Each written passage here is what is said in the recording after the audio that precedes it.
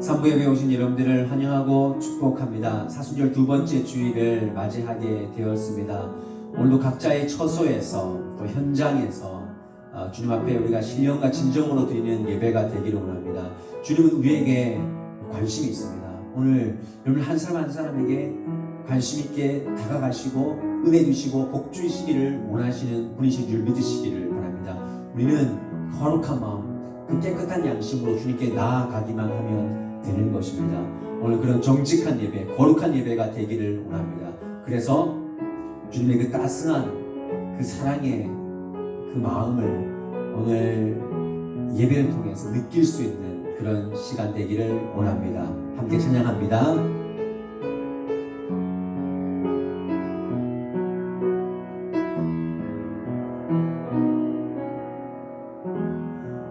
따스한 성령님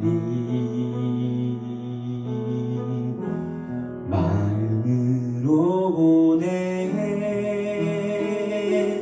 내 몸을 감싸며 주어지는 평안함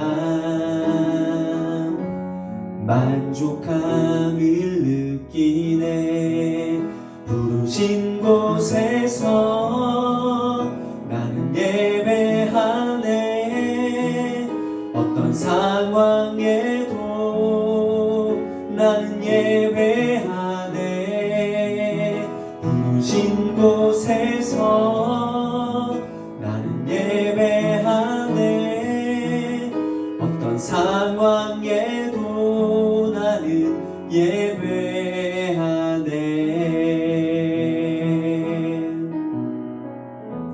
사랑과 진리에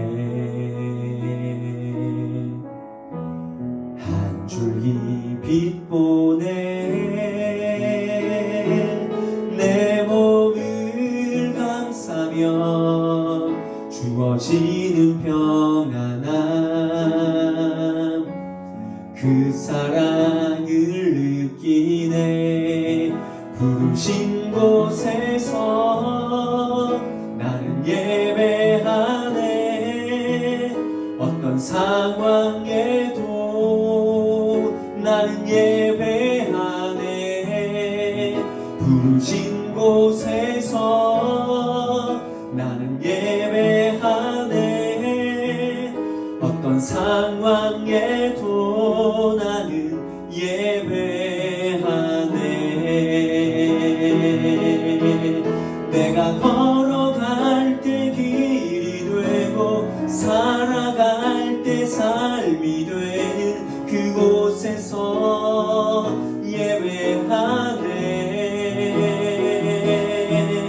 내가 걸어갈 때 길이 되고 살아갈 때 삶이 되는 그곳에서 예배하네 부르신 곳에서 나는 예배하네 어떤 상황에도 나는 예배하네 부르신 곳에서 나는 예배하네 어떤 상황에도 나는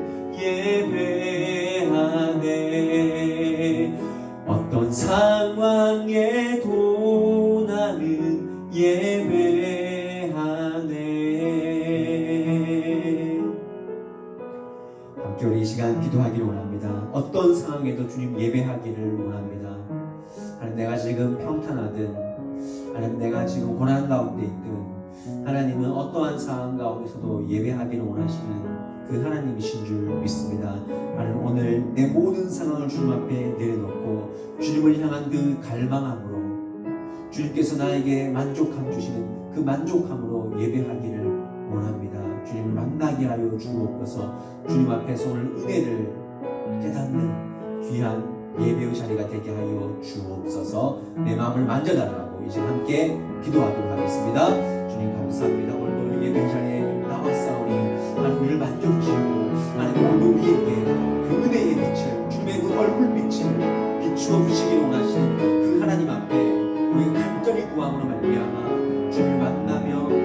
말씀 가운데 자유함을 누릴 수 있는 귀한 시간이 되기를 원합니다.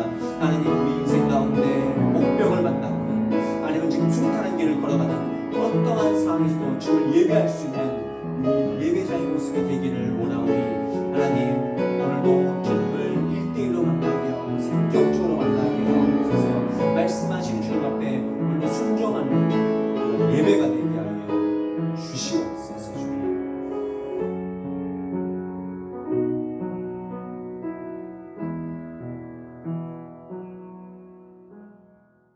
오늘 3부 예배에 오신 여러분들을 환영하고 축복합니다. 2월 마지막 주 또 사순절 두 번째 주일을 지나고 있습니다. 여러분들 하루하루 살아가시면서 하나님의 은혜가 가득하기를 기원합니다. 그리고 개강을 앞둔 우리 청년들 타지에 가셔도 교회를 정하시고 또 안동에 왔을 때 함께 예배할 수 있는 귀한 은혜가 있기를 원합니다. 계속해서 현장 예배와 또 온라인 예배 함께 드리고 있습니다. 여러분들 그 예배를 통해서 말씀 들으시고 또 행할 수 있는 그런 믿음이 되시기를 바랍니다. 한 주 승리하십시오. 오늘 하나님께서 우리들에게 주시는 말씀은 마가복음 2장 13절에서 17절까지 말씀입니다. 예수께서 다시 바닷가에 나가심에 큰 무리가 나왔거늘 예수께서 그들을 가르치시니라. 또 지나가시다가 알페오의 아들 레위가 세간에 앉아있는 것을 보시고 그에게 이르시되 나를 따르라 하시니 일어나 따르니라. 그의 집에 앉아 잡수실 때에 많은 세리와 죄인들이 예수와 그의 제자들과 함께 앉았으니 이는 그러한 사람들이 많이 있어서 예수를 따름이러라. 바리새인의 서기관들이 예수께서 죄인 및 세리들과 함께 잡수시는 것을 보고 그의 제자들에게 이르되 어찌하여 세리 및 죄인들과 함께 먹는가?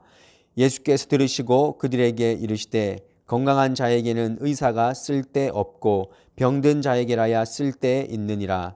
나는 의인을 부르러 온 것이 아니요 죄인을 부르러 왔노라 하시니라. 아멘. 오늘은 마가복음 2장 13절에서 17절까지 말씀을 통해서 예수님의 관심이라는 제목으로 함께 말씀을 나누고자 합니다. 오늘 예수님께서 제자 레위를 부르는 그런 장면이 나옵니다. 오늘 14절 말씀에 보시면 또 지나가시다가 알페오의 아들 레위가 세간에 앉아있는 것을 보시고 그에게 이르시되 나를 따르라 하시니 일어나 따르니라 라고 말씀하셨습니다.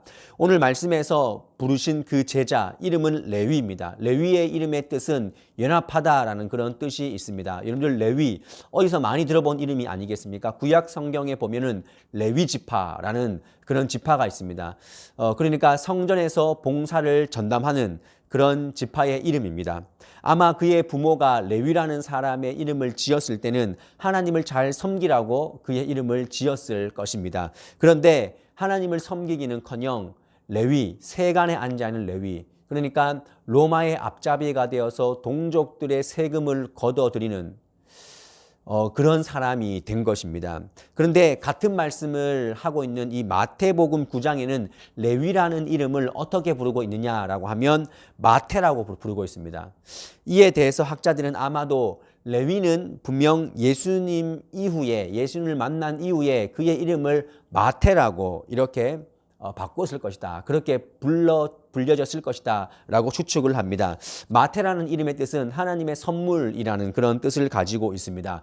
그러니까 예수님을 만난 다음에 하나님과 연합하지 못한 그 레위의 삶이 마태, 하나님의 선물이 되는 그런 삶으로 전환되었다라는 것을 우리가 알 수 있습니다. 그러니 우리가 성경을 읽을 때 레위는 마태, 동일한 인물이라는 것을 기억을 해야 됩니다.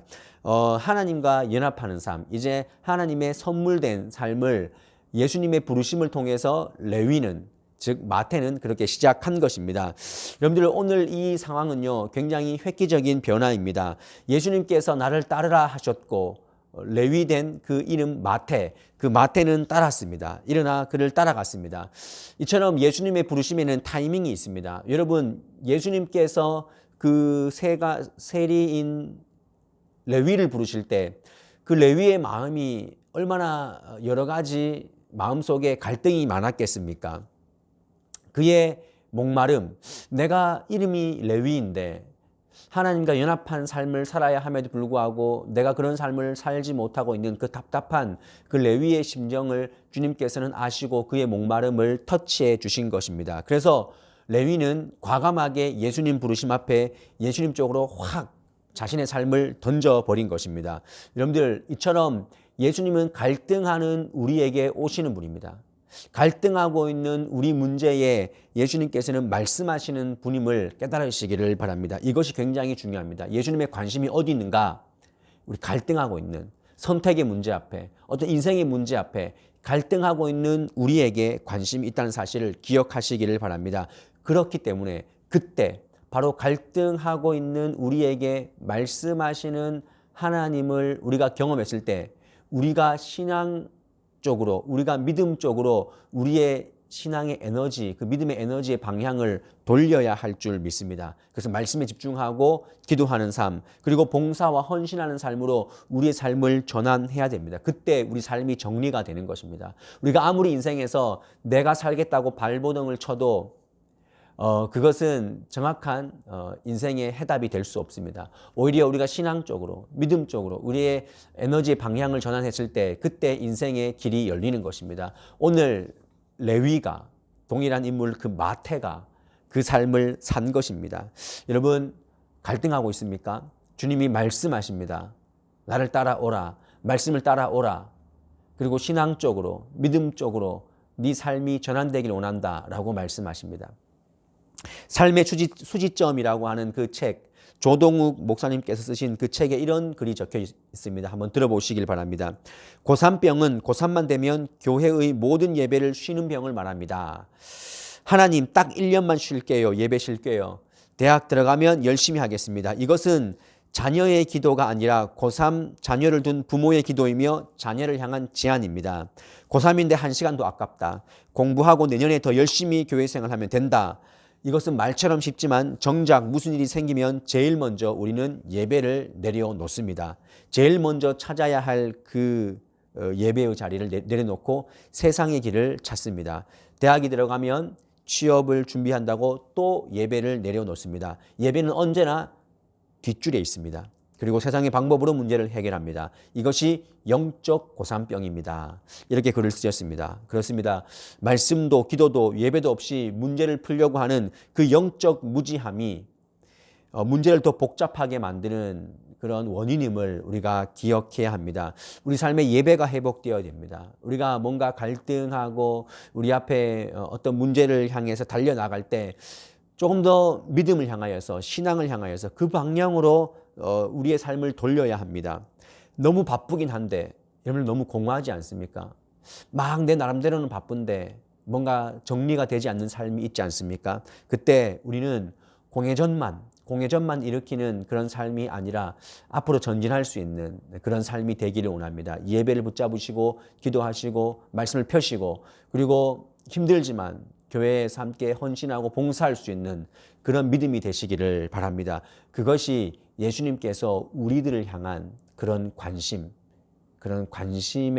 우리가 할 수 있는 액션임을 꼭 기억하시기를 바랍니다. 초대교회도 갈등이 많았습니다. 초대교회도 헬라파 유대인들과 또 히브리파 유대인들 그 사이에 굉장히 구제하는 사역 때문에 문제가 많이 있었습니다. 그런데 그때 사도들은 그 문제를 놓고 막 옥신각신한 것이 아니라 7명의 집사들을 선택하여서 기도와 말씀에 더 전념하고 그들에게는 구제의 사역을 맡겨 놓았습니다. 모든 에너지의 방향을 신앙적으로 어떻게 하면 교회를 세울까, 어떻게 하면 내 신앙을 세워나갈까, 이 방향으로 잡으면 문제가 해결되는 것입니다. 여러분, 무엇을 붙잡으시겠습니까? 가능하면 신앙, 어떻게 하면 신앙적으로 흘러갈 것인가, 그것을 고민하시기를 바랍니다. 갈등하시는 분들에게 오늘 주님께서는 다가가시고 말씀하십니다. 나를 따라오라. 세상 방법 그것이 아니라 내 방법으로, 말씀의 방법으로 나아가자라고 말씀하시는 그 하나님의 음성을 들으시기를 바랍니다. 또 한 가지, 예수님의 관심이 어디 있는가라고 했을 때 예수님의 관심은 관심 밖의 사람에게 관심이 있다는 것을 오늘 말씀을 통해 분명히 깨달을 수 있습니다. 오늘 예수님은 정말 많은 사람들이 예수님의 모습을 보고 비아냥거렸습니다. 예수님은 그 비아냥거림을 들으셨습니다.